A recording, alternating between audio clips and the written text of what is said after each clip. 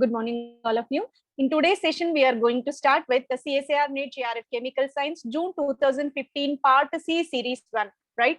Earlier, we completed 2016 of two sessions, 2017, 18, 19, 20 question papers of both the sessions, including June and December. All are available on the channel called World of Competitive Chemistry. This kind of previous year question paper, being it is a standard one, it will help you for further preparation towards competitive exam and entrance examinations as well. So in all sessions, we are going to split all the question paper into different series in order to minimize, in order to shorten the video length, right? So each series consists of 10 questions in this part C, right? All part C questions are made into series. Each series 10 questions are present. Okay, let us discuss about today's concept, where CSIR NEET GRF Chemical Science June 2015 Part C Series 1 is going to be discussed, where question number 71 to 80 are going to be covered in today's session. Let us start with question number 71. Differential pulse polarography, DPP, is more sensitive than DC polarography. Consider the following reason for that. Why DPP is more sensitive than DCP? Let us discuss what could be the reason for that one.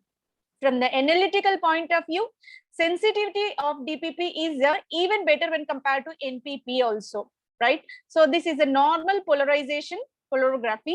So when compared to NPP also, DPP will be more sensitive. That means that accuracy will be higher. The potential sequence and the single mercury drop and the potential sequence used for recording the entire differential pulse polarigram is given here. And the current is stamped twice during the lifetime. So because of pulse time, because of drop of all these are the major issues in order to get this sensitivity in the DPP, right? So drop time as well as how extended drop fall is possible. Based on these factors, its accuracy, its sensitivity will be priced. So it is operating based on the principle called delta I is equal to IT minus IT1. So this is a formula where we can apply the principle of here, right? So this is the basic principle which can be used in order to increase the sensitivity of this one. And the curve is peak shaped. So whatever curves obtained in this DPP will be the peak shaped curves will be obtained, and the height of the peak proportional to the concentration. Okay, whatever solution we are taking for the, in that here, that concentration is directly proportional to the peak height. As we are getting the maximum peak height, the concentration of the given electrolytic solution is also extremely large. So in that way, there is an exponential proportionality between the concentration and the height of the peak. Okay, non-Faraday current refers to the residual current, and which is minimized in DPP rather than in DCP. So non-Faraday current, so this is the one which used to decrease the sensitivity, that will be lower. That lower for DPP and technique over DCP technique. Okay, so that is the major reason. Non-Faraday current is less in DPP in comparison to DCP. That is the main factor which imparting this sensitivity towards this differential pulse polarography. That is given in the option number 1. So that is correct answer. Question number 71, option number 4 is the correct answer. Let us move on to question number 72.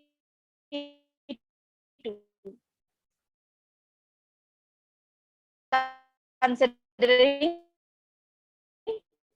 the following parameters, what kind of statement with reference to fluorescence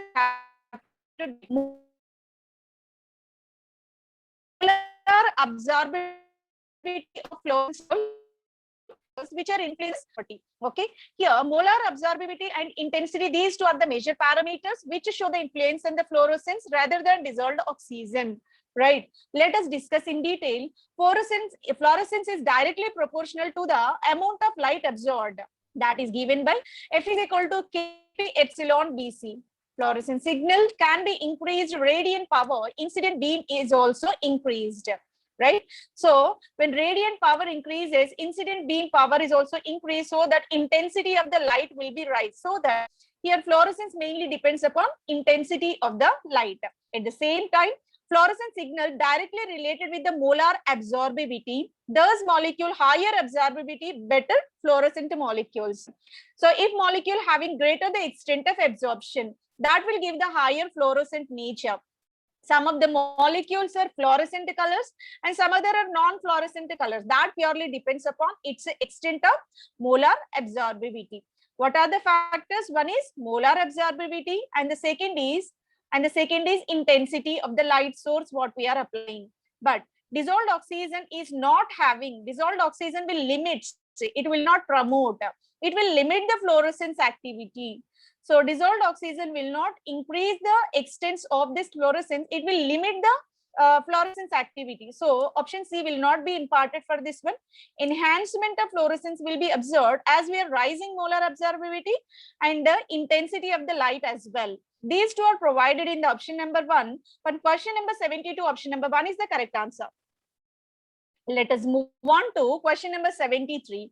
The geometric cross section of tin 125 in barn is nearly, okay. So tin, here there is a possibility of NMR which are showing I value non-zero. Tin 125 is the isotopic molecule where NMR spectrum is possible for this geometric cross section to be predicted, right? So Fermi model of nuclear size, there is a formula for radius. So R is equal to R naught A into by 3, where R is the radius of the nucleus with mass number A. Whatever nucleus we are taking, if you are taking tin, mass number will be 125. A can be substituted with 125, right? Mass number should be taken here. R naught A into 1 by 3 can be substituted in order to get this R value called the radius. Okay. And the geometric cross section is given by the formula called pi R square. Pi is nothing but it is the constant value 22 by 7, and R is nothing but radius, which can be calculated by taking R naught A 1 by 3. If we substitute for this tin, the value we got that is called a geometric cross section 1.54. 1.54, nearly 1.53, that is available in the option number 2. For question number 73, option number 2 is the correct answer. Let us move on to question number 74. It is the part of organic chemistry. Match the A with column B. Here, some named reactions are provided. One is Suzuki coupling, second is Hague coupling, third is Sonogashira coupling, fourth is Nagashi coupling. Okay, Suzuki, Hague, Sonogashira coupling, Nagashi coupling programs are provided. If we see clearly, if we know deeply, all are catalyzed by palladium catalyst. All the reactions got catalyzed by palladium catalyst, and what kind of transformation which involved in this we have to depict, right? Let us discuss individually about these named reactions. Suzuki coupling is a palladium catalyzed cross coupling reaction whenever organoboric acid applied on halide. Okay, so organoboric acid can be applied on the halide. There is a possibility of the new kind of chemical transformation. So organoboric acid is provided in option number 2. Suzuki can be mapped with this boric acid. Then Hague coupling. Hague coupling is nothing but again it is a palladium catalyzed reaction. Carbon-carbon new bond formation is possible whenever aryl halides are treated with activated alkenes. Halides upon treating with activated alkenes. Activated alkenes are nothing but alkene which is in contact with any electron withdrawing group. Here we took ester functional group, hence this will be activated now. Hague coupling can be taken with alkene bond with activation, that activation given by electron withdrawing substitution on that. So that is provided in the option number 1. Let us go with third named reaction called Sonogashira coupling. This coupling is a terminal alkyne, where we are taking terminal alkyne as a starting material. Aryl or vinyl halide is a reagent used here. Okay, again it is a palladium catalyzed reaction, copper used as a co-catalyst in this. Okay, so here amine base is also applied in this Sonogashira reaction where alkyne is required, which is treated with alkyl halide. That is provided in option number 4. Alkyne was given here. And next is about Nagashi coupling. Nagashi coupling is nothing but it is again cross coupling reaction. So where organic treated with organozinc compounds, zinc catalyzed reactions, not zinc catalyzed, palladium catalyzed itself, but zinc itself, it is present in the organic compound. Organozinc compound was taken as a starting material that will be treated with organic halide. Okay, that is provided in option number 3, right? Here we have zinc group containing zinc group containing organic moiety, which can be treated with organic halides again in the presence of palladium as a catalyst. Okay, so Nagishi coupling can be mapped with this zinc, so that is option number 3. Now let us look carefully. Suzuki is a boric acid. Hague coupling is the Hague coupling what? Activated alkene. Then Sonogashira is alkyne. Nagishi coupling is zinc containing organic compound. All these are provided in the option number 1. For question number 74, option number 1 is the correct answer. Let us move on to question number 75. The oxoacid phosphorus having phosphorus atom in +4, +3 and +4 oxidation states respectively. Okay, so in which compound oxidation state of phosphorus +4, +3 and +4 will be there? That is available in the option called H5P3O8. If we write the structure of H5P3O8, how many phosphorus atoms are there? 3 phosphorus atoms are there. How many oxygens? 8 oxygens are there. How many hydrogens? 1, 2, 3, 4, 5 hydrogens are there. Now, let us count oxidation state of all the phosphorus atoms present in this tripolyphosphoric acid. H5P3O8 is called tripolyphosphoric acid. Here OH contributes -1 charge. This OH contributes again -1 charge. 2 into -1, -2 it will be. Always double bond O will contribute -2. -2, total -4 charge is there on this terminal phosphorus. So in order to compensate -4, this phosphorus will attain +4 charge. This terminal phosphorus having +4 charge. Let us count oxidation state on the central phosphorus, where double bond O is there, oxygen with a +2 charge, oxygen with -2 charge, OH with -1 charge, -2, -1, -3 charge. Now, in order to compensate -3, central phosphorus attains +3 charge. Now, let us move on to this terminal phosphorus, where we have OH, OH, -2. Each OH contribute -1, 2 OH, that's why -2. Then here oxygen, carbonyl oxygen, that will be -2, total -4 again. Both are identical, right? Again, here we will get +4 charge in the phosphorus. So whatever they are asking, we satisfied, that is +4, +3 and +4, +4, +3 and +4 all got satisfied in tripolyphosphoric acid with a H5P3O8 formula. That is provided in option number 3. For question number 75, option number 3 is the correct answer. Let us move on to question number 76. The geometries of Br3 plus I5 plus respectively. What is the geometry of Br3 plus and I5 plus we have to predict?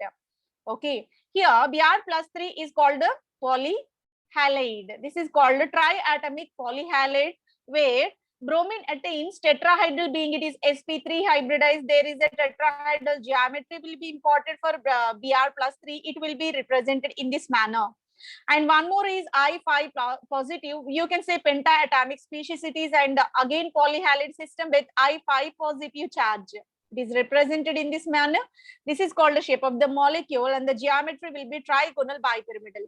What will be the hybridization for trigonal bipyramidal? sp3 dehybridization will be there. Tetrahedral, sp3 hybridization will impart a tetrahedral, that is Br3 positive. I5 positive, each iodine is in trigonal bipyramidal geometry, being there is a sp3 dehybridized iodine atoms. Right? For question number 76, option number 2 is the correct answer. Let us move on to question number 75. So it is a part of inorganic chemistry. Wade's rule can be applied. According to Wade's theory, the anion B12H12 -2 adopts. B12H12 denotes what? BnHn -2. BnHn -2 denotes closo. So here it is a kind of closo structure. Very simple. BnHn -2 denotes what? Closo type of structure will be there. There are certain guidelines in order to predict the closo, nido, arachno, hypo, and clado. Closo stands for caged structure. Nido denotes a nest type of structure. Then arachno denotes net type of structures. So completely netted type of structure will be there. Hypo denotes there is a possibility of hypo denotes there is a possibility of some kind of cross-linked structure, clado. So in this way, different type of cluster structures will be imparted for hydroboranes. Here B12H12 minus 2 will be given with BnHN minus 2 empirical formula, right? So here it is exactly satisfying, so that we can say it is a closo. So closo is given in the option number 1. For question number 77, option number 1 is the correct answer. Let us move on to question number 78. Considering inert pair effect and the lead, most probable structure of lead R2, PbR2. R is equal to 2, 6, C6H3, 2, 6, isopropyl C6H3 taken twice. Here, lead was taken. That lead is having 2 alkyl groups. One of the alkyl group is benzene structure. Another alkane group is also benzene with isopropyl, right? So in both the cases, here PbR2 got dimerized. What will be the probable structure? So inert pair effect, where inert pair effect will be operated, as we are descending down in any group, the molecule at the bottommost position shows, means a larger atom shows there is a shielding of inner electrons will be completely restricted. They are in the inert state. They will not participate in any kind of chemical bond formation. That state is said to be an inert pair effect. Okay, so this is purely observed in the metal when we are descending in the periodic table from top to bottom. Only bottom level metals are exhibiting this nature, right? So here, in case of this one, when inert pair effect is there, that means some of the electrons are not participating. What happens? There is no sufficient electrons in order to participate in the bond formation. Sufficient electrons are not present in order to participate in the bond formation. That's the reason why there is a creation of deficiency. In order to compensate the deficiency, there is a exceptional bond formation that is called 3-center to electronic bond, which is said to be banana bond. Banana bond will be generated. That is available in option number 1. Let us see what is the probable reason. Due to the inert pair effect, lead +2 more stable, forming banana bond, which is structure 1 only correct. Banana bond is available in structure number 1, where 3-centered to electron system. Whenever any three centers get combining, so 3 centers are used to give. So when 2 bonds are there, 4 electrons should be there. But 4 bonds will be there, only 3 electrons. 2 electrons will be there. Sometime electrons remains in this vacant site. Sometime electrons remains in this electron present site. That means they are making a bridge in order to compensate the deficiency. So short electrons will participate in such a kind of banana bond formation. This resembles just like boranes. So BH3 being it is electron deficient, it will participate in dimerization and diborane will be generated. In the similar manner, here also lead participate in the dimerization because of electron deficiency that is originated due to inert pair effect, right? So that is available in the option number 1. For question number 78, option number 1 is the correct answer. Let us move on to question number 79. The reaction of strontium trichloride with the 3 equivalents of ethyl magnesium bromide. What is this? Ethyl magnesium bromide, RMgX, is called Grignard reagent. Is the compound X. 2 equivalents of strontium triiodide react with 1 equivalent X to give Y. In the solid state, Y has a one-dimensional polymeric structure in which each strontium is in a square pyramidal environment. What are the compound X and B respectively, right? Here, what they are asking for? They are asking for strontium trichloride first treated with 3 equivalents of ethyl magnesium bromide. We have to treat strontium trichloride with strontium trichloride should be treated with ethyl magnesium bromide, right? So in this question, they're asking for strontium trichloride should be treated with Grignard reagent. What will be the X? Subsequently, X will be treated with strontium triiodide. What will be Y? Let us predict. So here we are taking strontium trichloride that will be treated with 3 moles of ethyl magnesium bromide, which is called a Grignard reagent. When Grignard reagent is added, what is the nature of Grignard reagent? Alkyl group is carried by minus charge. Central magnesium will carry positive, so that ethyl will be attached to strontium and the chloro group will be attached to magnesium. So in general, alkyl group will attain positive, but in case of this, in case of Grignard reagent exceptionally, so here ethyl will retain negative and it will be shifted to strontium and the chloro group will be shifted towards magnesium, so that triethyl strontium will be formed. This is the compound X what we are expecting in the problem. And along with this 3 moles of magnesium chlorobromide will be obtained. So because here ethyl now replaced with chloro, this is a kind of byproduct we are getting here. This is the X compound what we are expecting in the problem. Now this X will be treated with the strontium triiodide of 2 equivalents. Strontium triiodide will be treated with triethyl strontium. Now, when it is treated, there is a possibility of strontium EtI2 taken n times. There is a possibility of polymeric structure. It will be polymerized. So, n number of strontium atoms containing EtI2 will be. That is nothing but 2 ET groups now replaced with iodine, so that it turned into SbEtI2 taken n times. Polymeric strontium ethyl iodide will be generated. That is called X will be triethyl strontium that is provided in option number 1, SbEt3, and SbEtI2 taken n times, that is the compound number Y. So for question number 79, option number 1 is the correct answer.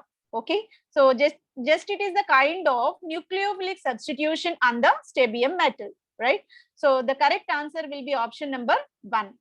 Let us move on to last question of the series. Match the complexes given in the column 1 with the electronic transitions responsible for their colors given in the column 2. Here, iron plus 2, protoporphyrin 9. Okay, so simply it is the hemoglobin molecule. What is the intense blood red color for this iron complex? That is because of pi to pi star transition. Iron in the porphyrin ring system will involved in pi to pi star type of transition, so that will have the intense blood red color. And the manganese H2O taken 6 Cl2. Manganese hexaquo complex will give the intense color because of spin forbidden. In case of manganese, it is a Laporte forbidden and spin forbidden. Both the forbidden states will be there. Because of this reason, intense color will be observed for this one. Spin forbidden DD transition will be observed for manganese. Cobalt, Laporte forbidden, but spin allowed kind of transition will be there. What is the signal? What is the reason for intense color of cobalt complex? Because of spin allowed DD transition, but Laporte forbidden. Being it is the D7 system where Laporte forbidden but spin allowed type of conditions are present here. So for iron porphyrin heme pi to pi star, A will be the correct column number 2. Then 1 with A is provided in first, third and fourth options. Manganese hexaquo complex spin forbidden, that is option number C. Option number C is only provided in 1 and 3. Cobalt hexaquo, that is spin allowed transition 3 with B. 3 with B available only in option number 1. So for this question number 80, option number 1 is the correct answer, right? So by this we completed entire series 1. So hope this will be helpful for your preparation. Thank you very much for your patience listening. Thank you one and all.